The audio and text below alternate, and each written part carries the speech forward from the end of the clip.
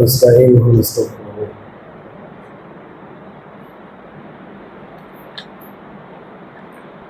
ونعوذ بالله من شرور انفسنا ومن سيئات اعمالنا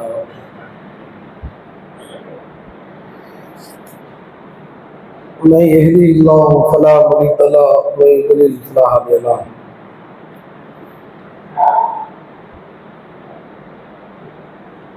واشهد ان لا اله الا الله وحده لا شريك له واشهد ان محمدا عبده ورسوله اما بعد فقد قال الله تعالى في القران الكريم والفرقان المجيد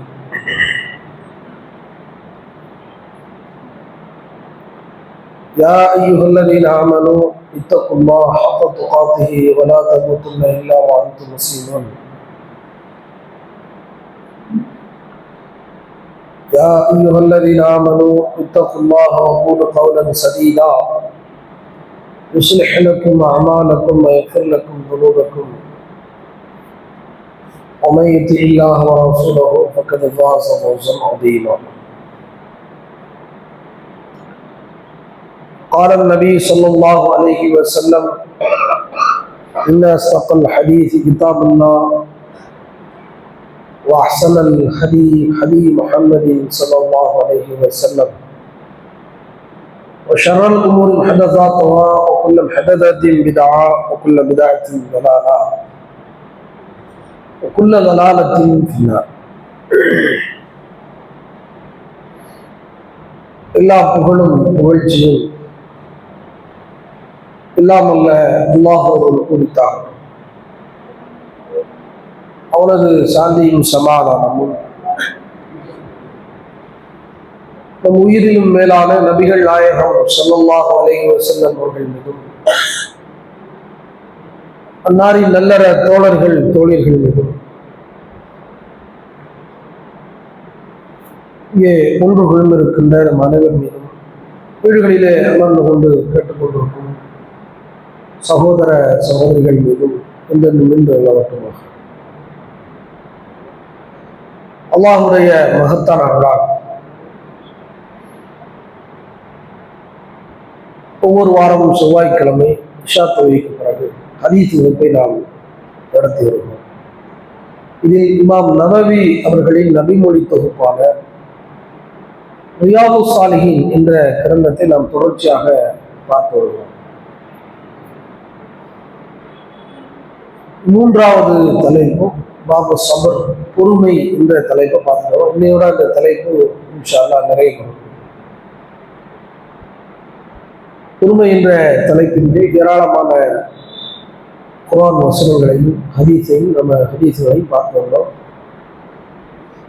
ஒரு மனிதனுக்கு இருக்க வேண்டிய ஈமானுக்கு பிறகு இறைவனால் சோதனை செய்யப்படுவது நிச்சயம் நடக்கும். ஈமான் கொண்டது பிரகாரம் அவரை சோதிக்க வேண்டும் என்பது இறைவனுடைய நியதி.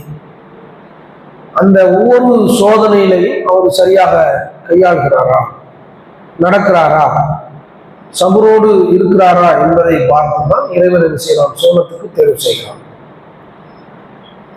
அதனால ஈமானுக்கு அடுத்த விஷயம் சபர் தான்.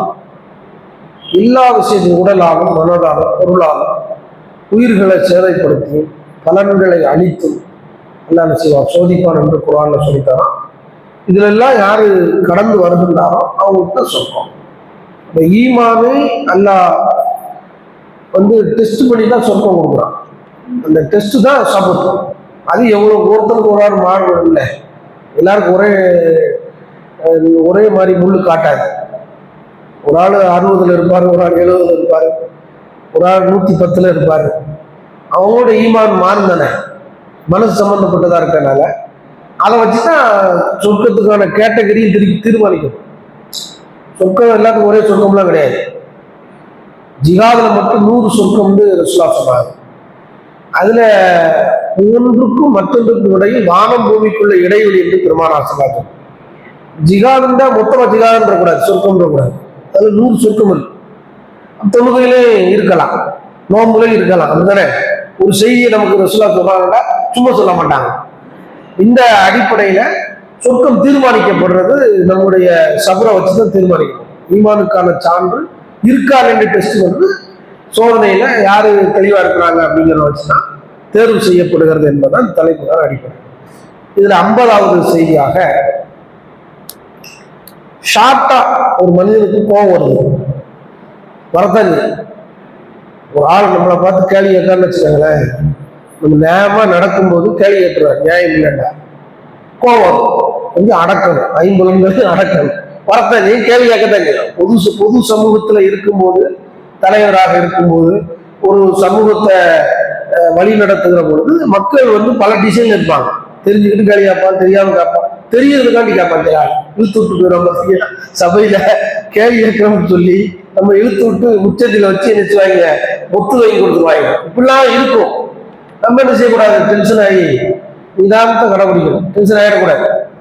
இதுக்கான சம்பவமாக உமர் ரலியல்லாஹுடைய சம்பவத்தை நினைச்சாங்க. மனித ஷார்ட் டெம்பர் டக்குன்னு சில விஷயங்கள் கோபத்தை உருவாக்கி, அப்ப அந்த நேரத்துல என்ன செய்யறது அப்படின்னா, குர்ஆன் வசனங்களையும் நபிமொழிகளை வைத்துதான் நமக்கு தடுப்பணையாக அரணாக முன்னிறுத்தி நம்முடைய மனதில் தோன்றிய அந்த கோபத்தை நின்று விழுங்க வேண்டும் என்பதற்கு ஒரு சம்பவம். இப்னு அப்பாஸ் ரலியல்லாஹு அன்ஹுமா, இப்னு அப்பாஸ் ரலியல்லாஹு அன்ஹு அறிவிக்கின்றார்கள், கால கதிம உழைனத்து இப்னு ஹிஸ்ன், உழைனா என்ற நபித்தோழன் கூட, இதை பத்தி நிறைய வரலாறு இருக்கு, அதுக்குள்ள போகலாம். நஜீது பகுதியில இருக்கக்கூடிய அங்க ஒரு சின்ன கிராமம், ஒரு 10,000 பேருக்கு தலைவராக இருக்கிறார். தலைவர், அந்த ஊர்ல தலைவர். இவர் என்ன செய்யறாருன்னு கேட்டா, வர்றாரு, மதீனாவுக்கு வருகை தந்து நஸல் அலா இப்னு அஹீஹி ஹுர் இப்னு கைஸ், ஹுர் இப்னு கைஸ் என்கிற அவருடைய சகோதரனுடைய மகன் உவைனா இப்னு ஹிஸ்ன் இருக்காரு, அவர் நஜீத் பகுதியில் உள்ள ஆள். அங்கிருந்து மதீனாவுக்கு வராரு. இப்போ ரசூலுல்லாஹ்வுக்கு அடுத்து அபூபக்கருக்கு அடுத்து உமர் ஆட்சி செய்யறாரு. உமர் வந்து அமீருல் முஃமினீனா இருக்கிறார். இவருடைய அண்ணன் மகன் அந்த தம்பி மகனை பார்க்கறதுக்காண்டி வர்றாரு. அவர் யாருன்னா ஹுர் இப்னு கைஸ். இவர்கிட்ட வந்து சொல்றாரு, அவர் எப்படிப்பட்ட ஆளு, ஹுர் இப்னு கைஸ் யாருன்னு கேட்டா, ஒரு அமைச்சரவையில ஒரு செல்வாக்குள்ள ஆள் மாதிரி, அமைச்சரா கிடையாது, ஆலோசகர். உமர் ரலியல்லாஹு அன்ஹு வந்து தன்னுடைய ஆலோசகரை யாரை வச்சிருப்பாங்கன்னா, குர்ஆன் ஹதீஸை தெரிஞ்ச நல்ல மார்க்கம் அறிந்தவர்களை தான், நிர்வாகத்துல மார்க்கம் தெரிஞ்ச மக்களை வச்சிருக்கணுங்கிறது ஆதாரம். பொதுவாக மார்க்கத்தை தான் நம்ம வந்து பிரச்சாரம் பண்ற அமைப்பா இருக்கும். தலைவர்கள் செயலாளர்களா இருக்கிறவங்க முதல் தகுதி என்ன செய்யணும், நல்ல குர்ஆன் தெரியணும், ஹதீஸ்களை தெரிஞ்சிருக்கணும், தொலைக்க தெரியணும். முதல் இந்த அமைப்பு ஜமாத்து நிர்வாகியா இருக்கிற முதல்ல என்ன செய்யணும், ரொம்ப எலிஜிபிள், தெரியல கத்துக்கணும், தெரியல என்ன செய்யணும், கத்துக்கணும். அது ரொம்ப முக்கியமானது. மார்க்க அறிவு முக்கியம். மார்க்கத்தை தானே போதிக்கிறோம், அமைப்பு உருவாக்கியிருக்கோம். அரசியல் ரீதியான தலைவராக இஸ்லாமிய மக்கள் ஆட்சி செய்யக்கூடிய அரசியல் தலைவராக இருந்தாலும், அப்பவும் இஸ்லாமிய நாடாக இருந்தால் அவருக்கு அறிவு இருக்கும். குர்ஆனை பற்றிய அறிவு, மார்க்கத்தை பற்றிய அறிவு, சட்டத்திட்டங்கள் தெரியணும், ஃபராயில் சட்டம்னா தெரியணும். எனக்கு மேலே எதாவது சொல்லி தொலைஞ்சிடக்கூடாது, சரியா? அப்படிங்கிறதுக்கு உமர் ரலியல்லாஹு நல்ல எடுத்துக்காட்டு.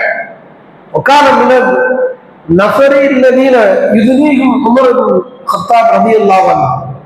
உமர் ரலியல்லாஹு அன்ஹு தனக்கு நெருக்கமானவர்களை சில நபர்களை வச்சிருப்பார் எப்போதும் கூட. அவர்கள் ஒரு ஆள் தான் இந்த ஹுர் இப்னு கைஸ், உவைனாவுடைய பிரதர் மகன், உவைனாவுடைய சகோதர மகன்.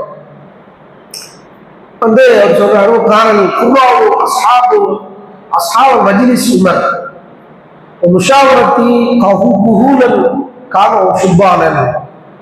உமர் ரலியல்லாஹுடைய சபையில யாரு இருப்பாங்கன்னா, பெரும்பாலும் எந்த மாதிரி தோழர்களை அவர் கூட வச்சுக்கிடுவாங்கன்னா, குர்ஆனை நல்ல கற்றறிந்த அறிஞர்களை தான் கூட வச்சிருப்பாங்க. முட்டாள வச்சு நினைச்சிய அமைச்சர்கள் எல்லாம் கூடவே இன்னும் குர்ஆன் ஹதீஸ் தெரிஞ்சால வச்சா குர்ஆனை படி ஆட்சி நடத்த முடியும். அறிவாளிகள், ஆகச்சிறந்த குர்ஆனை கற்ற அறிவாளிகளை வச்சிருப்பாங்க.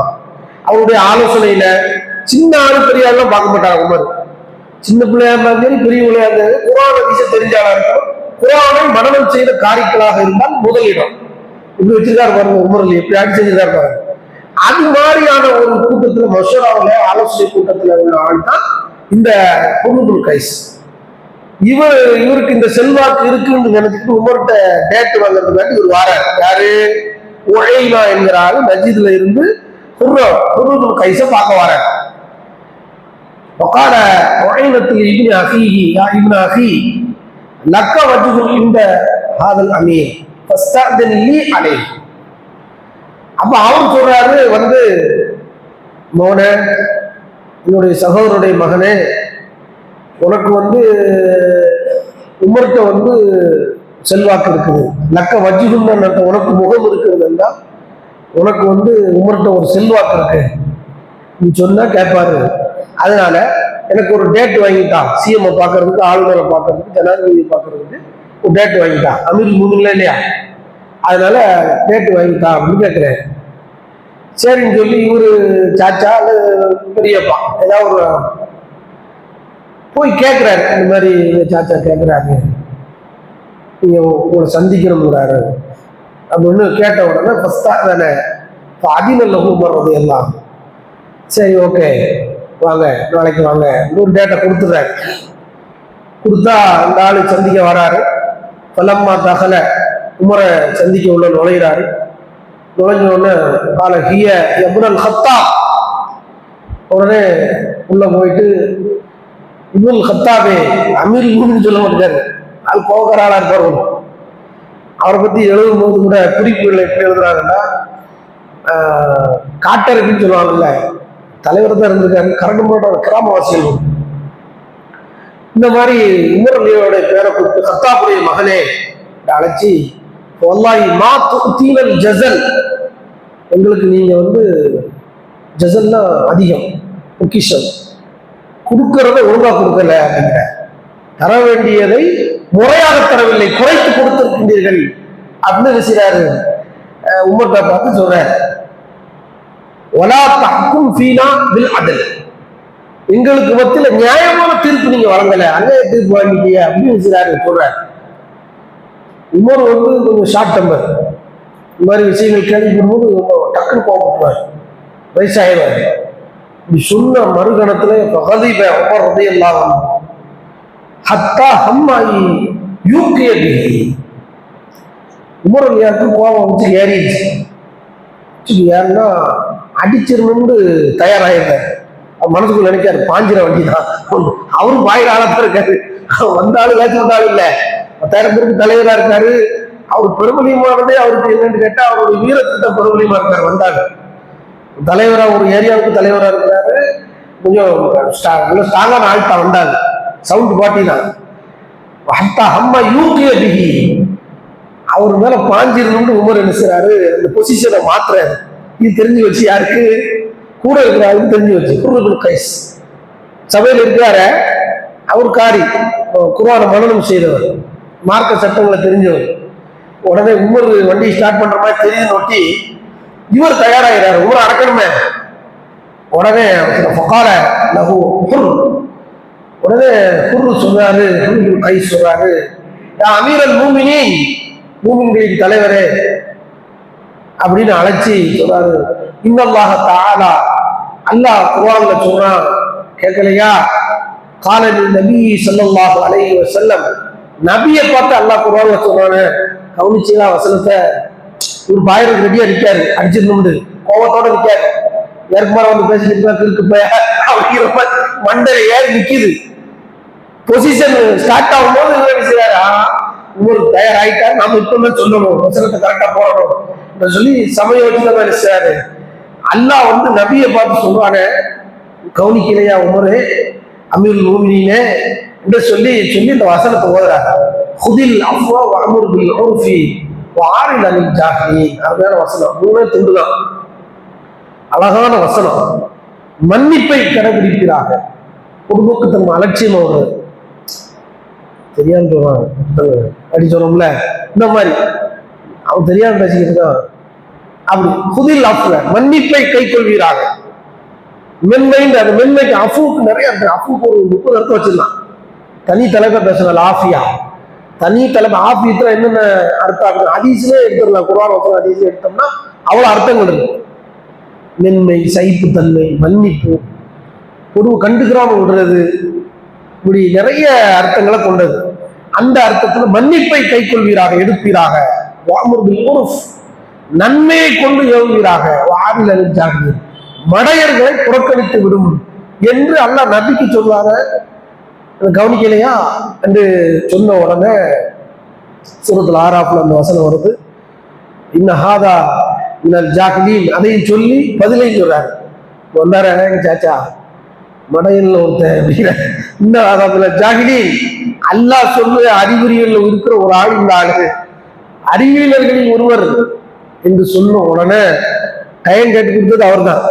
கூட்டு வந்த ஆளே சொல்லிட்டார்ல, ஆள் போக்கு இல்ல இந்த பெருசா இருக்காது கிராம செய்யப்போம் அன்று சொன்ன உடனே அவரே சொல்றாரு, அந்த ஹதீஸ் அறிவிக்கிறாரு, வல்லாஹி மா ஜாவஸா உமர் ரலியல்லாஹு அன்ஹு கீழ தலாஹா, இந்த உமர் ரலியல்லாஹு அல்லாஹ்வை சத்தியமாக சொல்கிறேன், குர்ஆன் வசனத்தை ஓதியவுடன் அந்த எல்லையை அவர் தாண்டுவோராக இல்லை.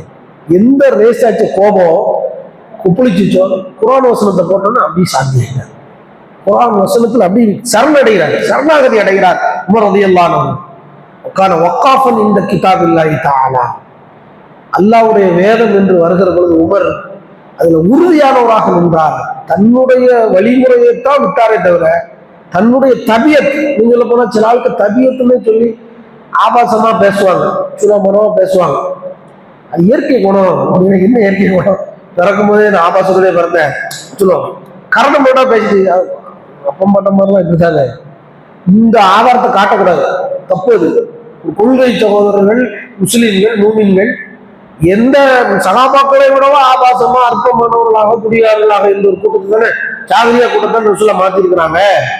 அதனால தபியத்துன்னு சொல்லிக்கிட்டு என்ன செய்யக்கூடாது, சீல் குத்தக்கூடாது. நான் அப்படிதான் பேசுவேன், மனத்துக்குள்ள ஒண்ணும் இல்லை, எல்லாத்தையும் பேசிட்டே மனத்துக்குள்ள ஒண்ணும் இல்லைன்னா திறந்த வாங்க மனுஷன் இந்த திறவட்டம் வச்சிருக்க பேசிட்டே தப்புனாரு. இப்படி நிறைய பேருக்காக தெரியுமா, அப்படி செய்யக்கூடாது, அது சரியில்லை.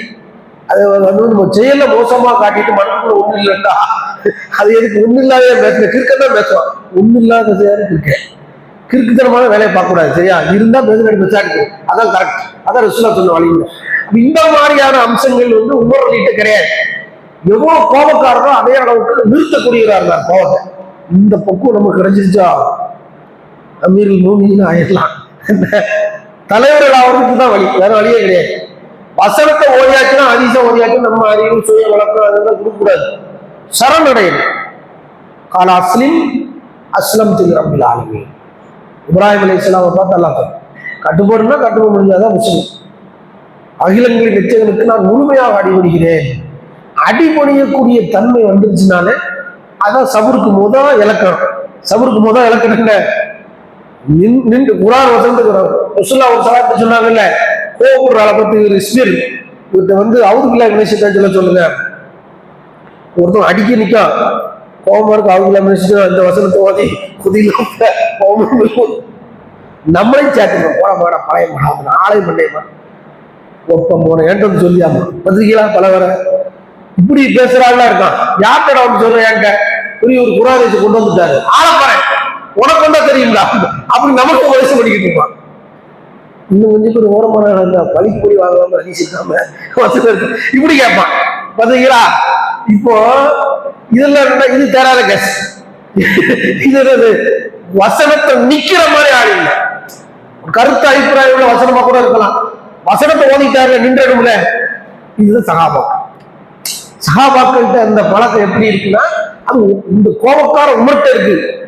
அப்ப அவர் எவ்வளவு கோபப்படுறவராக இருந்தாலும் அவங்க வந்து அந்த கோபத்தை அடக்கக்கூடியவராக இருந்திருக்கிறார் அப்படிங்கிற செய்தி இந்த செய்தியில இருந்து நமக்கு கிடைக்குது. அப்ப கோபங்களை நின்று விழுங்க வேண்டும். இதுதான் இந்த ஹதீஸ் நமக்கு சொல்லக்கூடிய செய்தி. உமர் ரலி சஹாபாக்கள்கிட்ட இருந்து நம்ம படிப்பினை பெறுவதற்கு இந்த ஹதீஸ் தேவைப்படுது. சொன்ன வசனம் குர்ஆன் வசனம், நபிக்கு சொன்னது, நமக்கும் அல்லாஹ் சொல்லியிருக்கான், உமருக்கும் அல்லாஹ் சொல்லியிருக்கான். உமர் என்ன செஞ்சாரோ அதை நம்ம செஞ்சா சக்சஸ், வெற்றியான பார்வலாக என்ன. இது குடும்பங்கள்ல நடக்கிற இந்த மாதிரி செய்தி. குறைஞ்சபட்சம் வீட்டுக்குள்ள சண்டை நடக்குது, சண்டை நடக்கும்போது புருஷனுக்கு முன்னாடி அவங்க இல்லை என்ன சேர்த்தாங்க, அவன் செய்யறான் அல்லு சோதி கேட்கறான், அவங்க அல்ஹம்துலில்லாஹ் அப்படி திரும்ப ஊதி விடுறான். இப்படி சண்டை நடக்கு பார்த்தீங்களா. இது நக்கல். வசனத்தை சொன்னா நம்மளை நக்கல் பண்றோம்.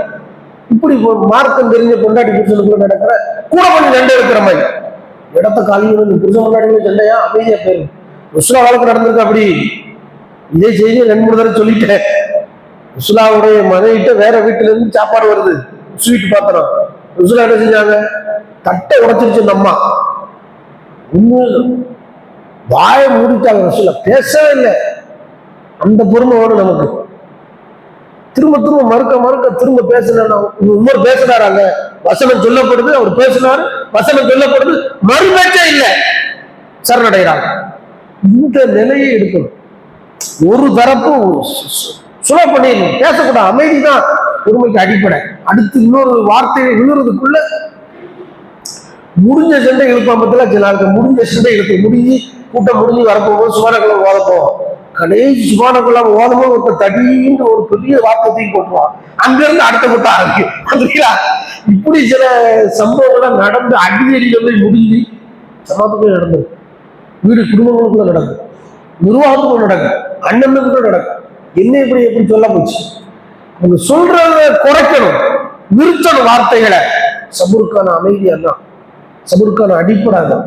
இதை உமர் ரலியல்லாஹு அழகா நமக்கு கற்றுத்தராங்க. அந்த வசனத்தோடு இருக்கிறாங்க சொன்னதுனால உமர் ரலியல்லாஹு அவர்கள் வசனத்தை செயல்படுத்திய விதம் நமக்கு ஆதாரமாக ஆகிவிடுகிறது. இல்லாமல் இறைவன் இந்த நிலையை நம்ம கை கொள்ளக்கூடிய நல்ல மக்களாக அல்ல நமக்கு அந்த நசீபாக்கி தரணும். முக்கியமான ஒரு செய்தி நம்ம கேட்கணும். நிறைய சண்டைகள் அப்படி பார்த்துருக்கோம். சஹாபாக்களுடைய சண்டைகள் எல்லாமே நல்ல விதமாக பொறுமையோடு முடிஞ்சிருக்கிறத ஏராளமான சான்றுகளை பார்க்கணும். இப்னு மஸ்ஊத் ரலியல்லாஹு அன்ஹு அறிவிக்கின்றார்கள், அல்லாஹ்வுடைய தூதர் ஸல்லல்லாஹு அலைஹி வஸல்லம் சொல்றாங்க, சமூக ரீதியாக சமூகம் பின்னுக்கு தள்ளப்படுகின்ற பொழுது ஒரு சமூகம் எப்படி எதிர்கொள்ளணும் அப்படி இருக்குல்ல.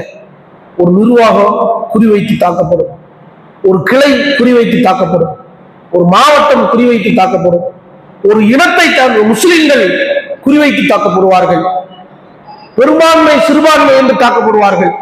ஒரு வகுப்புல சில மாணவர்கள் சேர்ந்துக்கிட்டு சில மாணவர்கள் சமூக பரிஷ்காரம் செய்வாங்க. இல்ல நடக்கும்ல, மனுஷத்துல எல்லாம் நடக்கும். மனுஷனா அமுட்டு முன்னும் பலாய் விஷயம். இதெல்லாம் நடக்கும்போது எப்படி டீல் பண்றது? அதுக்கு ஒரு ரூல்ஸ் சொல்லணுமா இல்லையா? தனி மனுஷன் சொல்லிட்டிய, சமூகத்துல எப்படி நடக்கும்போது என்ன செய்யுது? அப்ப அதைக்கு ஒரு சில அழகான ஒரு வழியை காட்டுறாங்க. உங்களுக்கு தகுதி இருந்தும் புறக்கணிக்கப்படுவீர்கள். அதிகாரத்துக்கு, ஆட்சிக்கு, பொறுப்புகளுக்கு, குடும்ப நிர்வாகங்களுக்கு, எல்லாத்துக்கும் தகுதியானவனுக்கு வேலை கொடுக்க மாட்டான். போட்டு கொடுத்தவனுக்கு ஜெனரல் மேனேஜர் ஆயிடுவான். இவன் தான் தகுதியானவன். தகுதி அடிப்படையில், ஏஜ் அடிப்படையில் இவன் தான் முன்னாடி வரணும். அணு அடிப்படையில் கீழே உணவு போட்டு கொடுத்து மேலே வந்து நம்மளை தள்ளி விட்டுவான். என்ன செய்யறது, எப்படி முடிவு எடுக்கிறது? இது காலகாலமா நடந்துகிட்டே இருக்கு. பெருமானார் ஸல்லல்லாஹு அலைஹி வஸல்லம் விரக்தி மனநிலைக்கு போயிடக்கூடாது. அல்லாஹ் ஒரு நன்மையை வச்சிருப்பான். அங்க சபுரை நோக்கி தள்ளு மனசு தானே எல்லாமே. எப்படி எதிர்கொள்கிறோங்கிறது தானே. இப்னு மஸ்ஊத் ரலியல்லாஹு அன்ஹு சொன்னாங்க, அன்ன ரசூலுல்லாஹி ஸல்லல்லாஹு அலைஹி வஸல்லம் قال, ரசூல் ஸல்லல்லாஹு அலைஹி வஸல்லம் சொன்னதாக சொல்கின்றார்கள், யா இன்னஹா சத்த, என்ன சொல்றாங்க? இன்னஹா சத்தகூனு பஅதி அஸரத்தன், எனக்கு பிறகு நீங்கள் பின்னுக்கு தள்ளப்படுவீர்கள். சிலருக்கு முன்னுரிமை வழங்கப்படும். அசரத்துனா அடையாளங்கள் அர்த்தம். என்ன மாதிரி அடையாளங்கள்? அசரத்துனா வடுவு ஏற்படுத்தப்படும். குறி வச்சு நீங்க தாக்கப்படுவீங்க. உங்களுக்கு முன்னுரிமை இருக்காது, உங்களுக்கு வாய்ப்பு வசதி இருக்கும், தகுதி இருக்கும், ஆனாலும் பின்னுக்கு தள்ளப்படுவீர்கள். இப்படி இது அன்சாரி தோழர்களை பார்த்தும் சொல்லப்பட்டதாக அறிவிப்புகள் வருது, பல்வேறு அறிவிப்புகள்ல. அப்படின்னா என்ன அர்த்தம்? ஆட்சி அதிகாரத்தில் உங்களுக்கு தகுதி இருந்து உங்களுக்கு கையில கிடைக்காது என்று அர்த்தம். உடனே அதையும் சொல்லிட்டு ரசூலுல்லாஹ் சொல்றாங்க, இப்படி நடக்கும் எனக்கு பிறகு உமூருன் துன்கிருனஹா, இன்னும் நீங்க வெறுக்கக்கூடிய காரியங்கள் எல்லாம் நடக்கும். நீங்க விரும்பாத சம்பவங்கள்லாம் நடக்கும். மதீனாவுல நடக்கும், மக்காவில் நடக்கும், ஆட்சியில் நடக்கும், குடும்பத்தில் நடக்கும், சமூகத்தில் நடக்கும், தலைவர்களால் நடக்கும். சொன்ன உடனே சஹாபாக்கள் வளவளெல்லாம் பேசல. காலு யா ரசூலல்லாஹி ஃபமா தஅமுருனா, அப்ப நாங்க என்ன செய்யணும்னு எங்களுக்கு கட்டளை இடுகிறீர்கள்? நீங்க சொன்ன மாதிரி ஒரு காலம் வரும், தகுதி இருந்து பின்னுக்கு தள்ளப்படுவோம், ஆட்சி அதிகாரம் எங்களுக்கு கிடைக்காது, வெறுக்கக்கூடிய சம்பவங்கள்லாம் நடக்கும். நாங்க அப்ப என்ன எப்படி நடந்துக்கிறோம்? அதெல்லாம் தேவை. நாங்க எங்களுக்கு என்ன ஏவுகிறீர்கள் அப்படின்னு சஹாபாக்கள் கேட்கிறாங்க. கால அத்தூனல் ஹக் அல்லதி அலைக்கும், நீங்க என்ன உங்க மேல அல்லாஹ் கடமையை சாட்டி இருக்கிறாரோ அதெல்லாம் செஞ்சிருங்க. உங்க தொழுதுருங்க, நோன்பு வச்சிருங்க, வரி பணத்தை கொடுத்துருங்க, அரசு போடுற விதிமுறைகளுக்கு கட்டுப்பட்டுருங்க, நிர்வாகத்துக்கு இணங்கி போயிருங்க. அப்பவும் ரசூலுல்லாஹ் சொல்றாங்க, நிர்வாகத்தை உடைக்க சொல்லல, நிர்வாகத்துக்கு இணைஞ்சு தப்பாவே இருக்கு நிர்வாகம், இணங்கி போயிருங்க, அது உங்கள் மீது கடமை.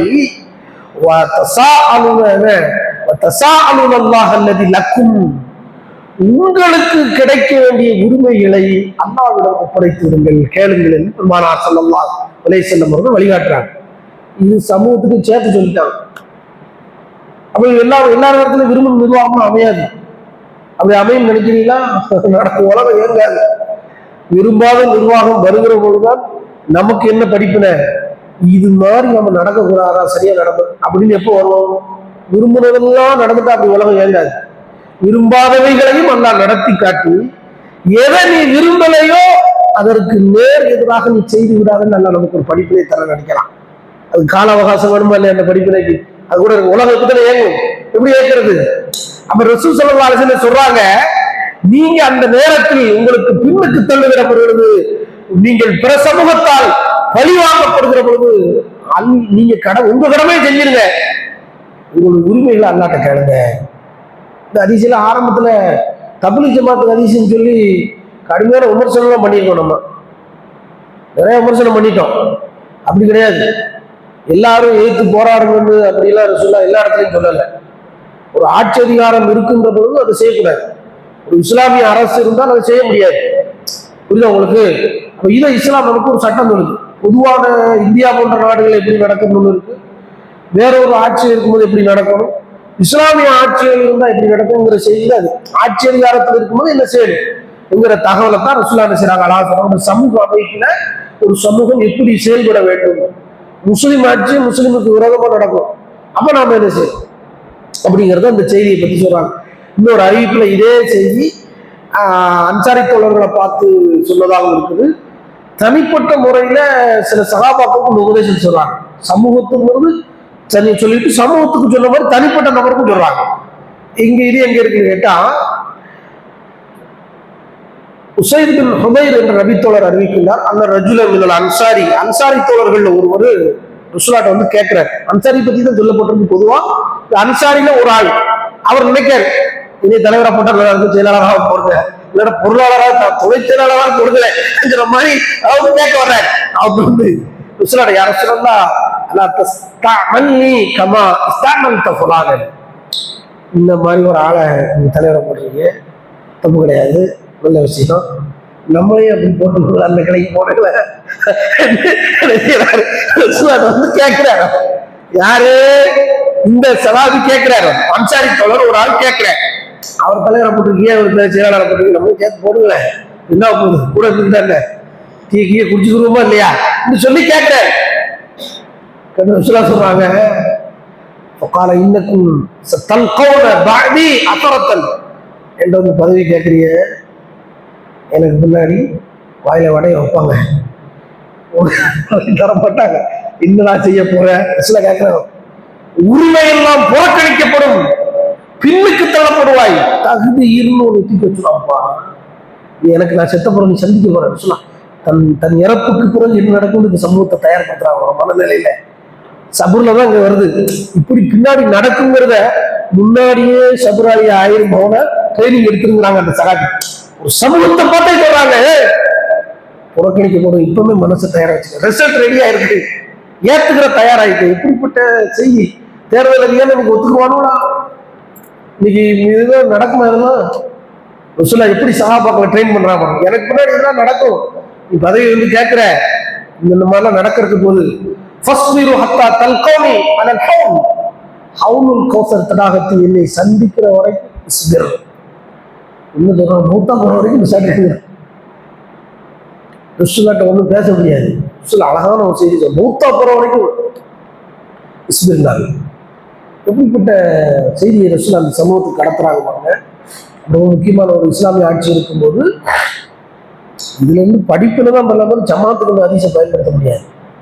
இது இஸ்லாமிய ஆட்சி இருந்தால் என்ன அப்படிதான் சொல்லுவாங்க. எல்லா ஹதீஸையும் எல்லா இடத்துக்கும் பொறுத்த முடியாது, படிப்பினை பெறலாம். ஒரு நிர்வாகத்துக்கு நாம எப்படி இருக்கணும் அப்படிங்கிற செய்தி இருக்குது. அதே நேரத்தில் நிர்வாகம் தீமையை நமக்கு ஏவுமானால் தீமையிலிருந்து விலகின்றோம், அதுக்கும் ஆதாரம். இன்னம தாஅத்து பில் மஅரூஃப், நிர்வாகம் எல்லாத்தையும் சொல்லுவாங்க, தலைக்கு மேல மண்ணெளி போட முடியுமா? போக முடியாது. நம்ம எல்லாம் செய்வோம், சரி அஸ்ஸலாமு அலைக்கும் பார்ப்போம் அண்டு போய் இடத்த காலி வேண்டியது. நம்ம மண்டையில ஏற்றிடக்கூடாது எல்லாத்தையும். நமக்கு அதை கிராஸ் பண்ண வேண்டிய அவசியம் இல்லை. நடக்கும். இதை நாம கவனத்தில் எடுக்கணும். இது ஒரு முக்கியமான ஒரு செய்தியை பெருமானார் ஸல்லல்லாஹு அலைஹி வஸல்லம் கடத்துறாங்க. சில தலைவர்கள் பொறுமை இல்லாத தலைவர் வந்துருவாங்க. இப்ப தீர்ப்பு கொடுத்தாருல சுவாமிநாதன் தீர்ப்பு கொடுத்த மாதிரி ஒரே நாள்ல விசாரணை, ஒரே நாள்ல போய் அடுத்த நாள் விசாரணை கண்டமிட்டு அடுத்த நாள் விசாரணை. இல்லப்பா இது ரொம்ப இவ்வளவு ஸ்பீட்ல போகுது, கந்து வட்டி போடுற மாதிரி ஸ்பீட்ல போற மாதிரி போகுது. இப்படிலாம் தீர்ப்பு உலகத்தில் நடக்க மாட்டா திருப்பரம் கொன்ற ஒரு சாட்சி. அப்ப இது மாதிரி அவசரமா இந்த சட்டம் இந்த மாதிரி சரியா, புரோட்டோகால் சரியா, சிஐஎஸ்எஃப் வீரர்களை அனுப்ப முடியுமா, பாதுகாப்பு வீரர்கள், சமூக எதையுமே கவர் பண்ணி அவசரம் இல்லையா? இதுதான் சமூகத்துல பதட்டத்தை உருவாக்க முடியும். அவசரமா எப்பவுமே ரேஸ் பண்றீங்களோ டேஞ்சர்னு அர்த்தம். சபருக்கு எதிரானது. நம்ம கவனம் பண்ணி தான் நம்ம செய்யணும். இதை பெருமானார் ஸல்லல்லாஹு அலைஹி வஸல்லம் சொல்றாங்க. ஒரு ஆளை தலைவரா போட்டு சின்ன படை ஒரு குழு சரியா ரஸ்வான பெரும்போர்கள் சொல்லுவாங்க. சரி என்ன சின்ன குழுவா அனுப்பி போருக்கு அனுப்பி விடுறாங்க. அனுப்பிவிட்டா இவரு என்னமோ சொல்லிப்பார்களுக்கு தலைவர் கேட்க மாட்டாங்க. அவருக்கு ரொம்ப டென்ஷன் ஆயிடுச்சு, கோவம் வந்துருச்சு. அவர் தலைவர் கோவம் தான் அம்புட்டு போடும். வந்த வேலையை விட்டுட்டு விரவை பறக்கிறாரு. விரவை எடுத்துட்டு வா, சுள்ளி கட்டையை எடுத்துட்டு வாங்க, விரவை எடுத்துட்டு வாங்க. விரவை மட்டும் எடுத்து குளிச்சாச்சு. விரவுல தீய வச்சு கொளுத்துக்கிறாரு. தீய வச்சு கொளுத்தியாச்சு. தீயஞ்சு உள்ள குதிக்கிறார். அம்புட்டு எப்படி பேச்சு பார்த்தீங்கன்னா தலைவர் அவங்க சொல்றாங்க, சகாபாக்கள் நாங்க நரகத்துக்கு போகிறாங்க. முகமது நபியை பின்பற்றினாங்க. பெருந்தலைவர் முகமது நபிகள் நாயகம், அமீருல் மூமினுக்கெல்லாம் அமீர். அவர் தான் முதல் தலைவர், இமாம். அந்த இமாமை பின்பற்றுறது, முகமது நபியை பின்பற்றுறதே நரகத்துக்கு போகக்கூடாது. முகமது நபி தலைவராக போட்டுதான் நீ திரும்ப நரகத்தை உலகத்துல நரகத்தை காட்டி புரியுதா? குடும்பம் இல்லையா? இப்படியே பேசிக்கிட்டே இருக்கும்போது விரவு எரிஞ்சு சாம்பலா போச்சு. அவருக்கு கோபம் தாழ்ந்து போச்சு. ரசூலுல்லாஹ் வந்து சொல்றாங்க, என்ன தலைவர் அனுப்பிட்டு அவருக்கு விரவை பொறுக்கி சொல்லி உள்ள தீக்குள்ள குதிக்க சொல்றான். மனுஷன் இப்படியா தலைவரை மட்டும் இல்லையா? ரசூலுல்லாஹ் சொல்றாங்க, நீங்க ஒருவேளை அதில் நுழைந்திருக்கிறீர்களானால் அதிலிருந்து ஒரு காலம் நீங்கள் வெற்றி பெற்றிருக்க இயலாது. சிரிப்பு நாங்கள் சொல்லுவோம். நிர்வாகத்தை கட்டுப்படுறதுக்கு இணைய வைக்கக்கூடிய நரகத்துக்கு போகக்கூடிய காரியத்துல கட்டுப்பட்டுறக்கூடாது. அப்பதான் ரசூலுல்லாஹ் சொல்றாங்க, கட்டுப்படுவதெல்லாம் நன்மையில் தான். இது அரசாங்கம் போன்ற அதிகாரிக்கு தான் சட்டம். நல்லா புரிஞ்சுக்கணும். அரசாங்கம் கொஞ்சம் நேர்க்கமாரா இருக்கு, நம்ம விரும்பினவா நடக்காது. உரிமைகளை பறிச்சுடுவாங்க. கொடுங்கோல் மன்னர்கள் உருவாக்கப்படுவார்கள். இந்த நிர்வாகம் நம்ம விருப்பம் போல 100% செயல்படும் உலகத்தில் நடக்கவே நடக்காது. குடும்ப நிர்வாகம் கூட நடக்காது. சபுர் பெருமானார் ஸல்லல்லாஹு அலைஹி வஸல்லம் தனி மனிதனையும் ஒரு வழிகாட்டுறாங்க, சமூகத்தை வழிகாட்டுறாங்க. இதுதான் நமக்கு சொல்லக்கூடிய செய்தி. போர்க்களத்துல கூட பொறுமை அப்படின்னு சொன்ன மார்க்க இஸ்லாம் பண்ண. போர்க்களத்துல என்ன பொறுமை? போர்க்களத்துல நல்ல வெட்டுங்க குத்துக்கள்ல சொல்லணும், அங்கேயும் பொறுமை. அப்ப பாருங்க, பொறுமையை இழக்க வேண்டிய இடத்துல கூட பொறுமையை நிதானம் இழந்துடாதீங்க. போர்க்களத்துல இதோட சொல்லி இந்த தலைப்பை முடிக்கிறாரு இமாம் நவவி அவர்கள். நம்மளும் அதோட முடிச்சிடும். 53வது செய்தி. அப்துல்லா பின் அபி அவுஃபா ரலியல்லாஹு அன்ஹு அறிவிக்கிறாங்க, ரசூலுல்லாஹ் சொல்றாங்க, சில போர்க்களத்துல போயிட்டு போர்க்களத்துக்கு போகும்போது ரசூலுல்லாஹ் போரை தாமதப்படுத்துவாங்க. வெயில் அடிச்சு அப்படியே வெயில் உச்சிக்கு வந்து சூரியன் சாயிற வரைக்கும், சூரியன் மேற்கு நோக்கி சாயும் வரைக்கும் பெருமானார் போர்க்களத்துக்கு போகாம தாமதப்படுத்தி சூரியன் கொஞ்சம் உச்சிலிருந்து சாயத்து, வெயில் தாழட்டும் என்று காத்திருப்பார்கள். வெயில் தாழ்ந்தவுடன் மக்கள்கிட்ட எந்திரிச்சு பேசுவாங்க. யார் சொன்னாஸ், மனிதர்களே, முஸ்லிம்களே என்று பேசுவாங்களா? போர்க்க தளபதி பேசுறாரு வீரர்கள்ட்ட. லா தத்தமன்னோ லிகாஅல் அதுவி, எதிரிகளை சந்திக்க விரும்பாதீர்கள். எனக்கு நிறைய எதிரி வேணும் அப்படின்னு விரும்பாதீங்க சொல்றாங்க. எதிரிகளை சந்திக்க நீங்கள் ஆசைப்படாதீர்கள். வஸஅலுல்லாஹல் ஆஃபியா, அல்லாஹ்விடத்திலே போரின் துன்பங்களில் இருந்து இடர்களில் இருந்து அல்லாஹ்விடத்தில் பாதுகாப்பு. ஆஃபியத், இந்த இடத்துல ஆஃபியத்தை ரசூலுல்லாஹ் சொல்றாங்க. கேளுங்க, பாதுகாப்பு கேளுங்க. இதா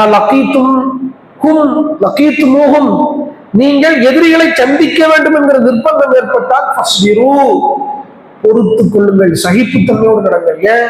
எதிரியை சந்திக்கும் போது நம்ம கடவாக்குள்ள விட்டு திரிக்கிடுவான், கையை உடைச்சு விட்டுருவான், மண்டை கபாலத்தை நொறுக்கிடுவான், முட்டிகால பேத்துருவான், வாயில பேசணும்னா வாயிட்ட அடிப்பான். நடக்குமா இல்லையா? எல்லாம் நடக்கும் போர்க்களத்துல. அப்ப நீ என்ன செய்யக்கூடாது, பொறுமை விட்டக்கூடாது. நிதானம். உன் கால்கள் மூக்கு அறுக்கப்படுகிற பொழுது சைப்புத்தன்மை நிற்கணும், எதிர்கொள்ளணும் வலிமையோடு. அந்த பொறுமை சபுர்னாலே உங்களுக்கு வலிமைன்னு அர்த்தம். சுபிருக்கு என்ன அர்த்தம்? சபுர்னா மன வலிமைன்னு அர்த்தம். வலிமையோடு நின்று ஓடிடாத. இது நம்ம நிக்கிறது தான் எதிரிக்கு பயங்காட்டணும். போலீஸ் லத்திச்சாச்சுனா நிக்கணும், அறாண்டு ஓடக்கூடாது. அப்படிலாம் அந்த இயக்கம் வளர்ந்துச்சு, சும்மா வளரல. மதுரையில எஸ்எம் பாக்கர் அன்னைக்கு நடந்த பிரச்சனையில எப்படிப்பட்ட தலைவர்கள்லாம் அல்ல நமக்கு வழிகாட்டியிருக்கிறாங்க. ஒரு துப்பாக்கி சூடு கொடுத்துட்டாங்க, வஜ்ரா வாகனம் இதெல்லாம் சுடு சட்டையை அப்படி களைஞ்சி சுட சொன்னாங்க. சுடுக்கு முன்னாடி வராங்க, மேலே சுட்டுருக்காங்க திரும்ப. அன்னைக்கு அப்படிலாம் தௌஹீத் வளர்ந்துச்சு. சூட்டியாடுற எத்தனை கொடுக்கப்பட்ட இந்த தௌஹீத் வளர்ந்துருக்கு இந்த தமிழ்நாட்டில். சாதாரண தௌஹீத் வரல, ஒரு ஊர்கள்லேயே அப்படியான வரலாறு இருக்கு. அப்ப நல்லா புரிஞ்சுக்கணும், எதிரிகளை நீங்கள் சந்திக்கிறவங்களும் பின்வாங்கக்கூடாது, ஓடக்கூடாது, பயங்கரம் சாவணும்னு தான் வந்துருக்கிறோம். அதுல என்ன பின்வாங்கணும்? போர்க்களத்துக்கு போனால் சாவணும், 250 தானே. வெற்றி கிடைக்கும், தோல்வி கிடைக்கும், அடி வரும், மண்டை உடையும், மௌத்தா போவோம். எல்லாத்துக்கும் வெத்து கொடுத்தாலும் போர்க்களத்துக்கு வரணும். பின்வாங்கிடக்கூடாது சொல்றாங்க. இப்படி அவங்க உருவாக்குற வாழமும் அண்ணல் ஜன்னத்து தஹ்த திலாலி ஸுயூஃப் அருமையான ஒரு செய்தி உம்மத்துக்கு சொல்றாங்க. வாள்களின் நிழல்களுக்கு கீழ்தான் சுவனம் இருக்கிறது என்பதை நீங்கள் அறிந்து கொள்ளுங்கள். போர்க்களத்தில் நின்று சொன்னாங்க, வாட்களின் நிழல்களுக்கு கீழ்தான் சோழம் என்பதை நீங்கள் அறிவீர்கள். அறப்பொருள ருசுலா சொல்றாங்க, வாளினுடைய நிழலில் தான் சோழம். உம்மத்து புரியணும் ஜிகாதை பத்தி என்று ஸல்லல்லாஹு அலைஹி வஸல்லம் சொல்றாங்க. ஜிகாதுக்கும் சபர் வேணும், சும்மா தான் ஜிகாத் செய்ய முடியாது. இதுல ஸல்லல்லாஹு சொல்லிட்டு அல்லாஹ்ட்ட துஆ கேட்கறாங்க. அல்லாஹும்ம முன்சிலல் கிதாப், வேதத்தை அருள்பவனே, முஜ்ரிய சஹாப், மேகத்தை இழுத்து செல்பவனே, ஹாசிமல் ஹசாப், கூட்டுப்படைகளை துவம்சம் செய்பவனே, இஸிப்ஹும், அவர்களை அழித்து விடு, வன்சுர்னா அலைஹிம், அவர்களுக்காக எங்களுக்கு உதவி செய்ய என்று பெருமானார் ஸல்லல்லாஹு அலைஹி வஸல்லம் அஹ்ஸாப் யுத்தத்துல பேசின வார்த்தைகள். அஹ்ஸாப் யுத்தம் எல்லா படைகளும் சேர்ந்து, மக்கா, குறைஷ், யஹூதி எல்லா பேரும் மொத்த படையா நிற்கிறாங்க தௌஹீதுக்கு எதிராக. பெருமானார் ஸல்லல்லாஹு அலைஹி வஸல்லம் ஒரு வீர உரை நிகழ்த்தினாங்க. அந்த செய்தியை பார்க்கிறோம். அப்ப இதுல போர்க்களத்தில் பொறுமை, சகிப்புத்தன்மை முக்கியம். ஏற்கனவே இந்த செய்தி நம்ம படிச்சோம். ஒரு சஹாபி வீரத்திரமா போர் செய்வாரு, அவரை பார்த்துட்டு சஹாபாக்களை உச்சி கொட்டுவாங்க. பெருமானார் சொல்லுவாங்க, இன்னி அழைத்து பின்னார், இவரை நான் நரகத்துல பார்த்தோம்னு. ஒரு சஹாபி போரை செய்து விட்டுட்டு அவரு என்ன செய்யறாரு, பின்னாடியே ஓடி போய் பார்ப்பாரு. பல வகையான வெட்டுக்குத்துகளை வாங்கின நபரு அந்த வெட்டுக்குத்துடைய காயங்களுடைய ரணங்களை தாங்காம வாழ்வுடைய கீழ்ப்பகுதியை, கைப்பகுதியை கீழே நட்டி வச்சு கூர்முனை நெஞ்சில் வச்சு குத்தி தற்கொலை செய்வார். ருஸ்லாட்டி சொல்றாங்க, யார சொல்ல அன்னக்க அஸ்வத் அன்னக்க ரசூலுல்லாஹ், நீங்க அல்லாஹ்வுடைய தூதர் என்பதை நான் மீண்டும் ஒரு முறை சத்திய பிரமாணம் எடுக்கின்றேன். அவர் இந்த மாதிரி மொத்தா போனாரு சொல்றாங்க. நீ சிரிச்சு பார்க்கணும், பொறுமை ரொம்ப முக்கியம். வெத்த சொட்டி உயிர் போகணும், அது வரைக்கும் தாங்கணும். நாம வச்சுக்கிட்ட வலி தாங்க முடியாது, வலி தாங்கிறதா மேட்டு. அடி எல்லாருக்கிட்ட நம்மள அடிப்போம், வலி தாங்கிற மன வலிமை. அதுதான் நம்ம சபருங்கிற தலைப்பு ஆரம்பிக்கும் போது சொன்ன, ஈமானுக்கு அப்புறம் மன வலிமை சபர், வலிகளை தாங்குற மனப்பக்குவம், அதை தர்பியத், அதுதான் சபர். இந்த சபர் எல்லா இடத்துலையும், பேச்சுல, சொல்லுல, ஆடைகள்ல, அணிகலன்ல, செல்வத்துல, குடும்பத்துல, நாட்டுல, வீட்டுல, அரசாங்கத்துல, நிர்வாகத்துல, போர்க்களம் உட்பட எல்லாவற்றிலும் நமக்கு வழங்கப்படுமானால் இதை விட ஒரு விசாலமான அருள் இந்த பூமியில வேற ஒன்றும் இல்லை என்று பெருமானார் ஸல்லல்லாஹு அலைஹி சொன்னாங்க. அருக்குடைகள் கிடைப்பதற்கு கூட ஒரு சபர். தள்ளி போய்கிட்டே வீடு கட்டுறது சபர் அல்ல, சிறந்த ஒண்ணு தரப்போறான். அந்த சபர் அருக்குடைகளை பெறுவதற்கு கூட காத்திருக்க வேண்டிய காலம்தான் சபர். இல்லாமல் இறைவன் எல்லாவற்றிலும் சபராக இருக்கக்கூடிய நல்ல சபராளியாக, பொறுமையான உணக்கசாலியாக அல்லாஹ் ஆக்குவானாக. வாஹ்ருதாவான் அல்ஹம்துலில்லாஹி ரப்பில் ஆலமீன். அஸ்ஸலாமு அலைக்கும் வரஹ்மத்துல்லாஹ். இந்த தலைப்பு இதோட முடிஞ்சிருச்சு. அடுத்த தலைப்பு பாபு சிதுக், உண்மை. இந்த தலைப்பு அடுத்த வாரத்தில் தான்.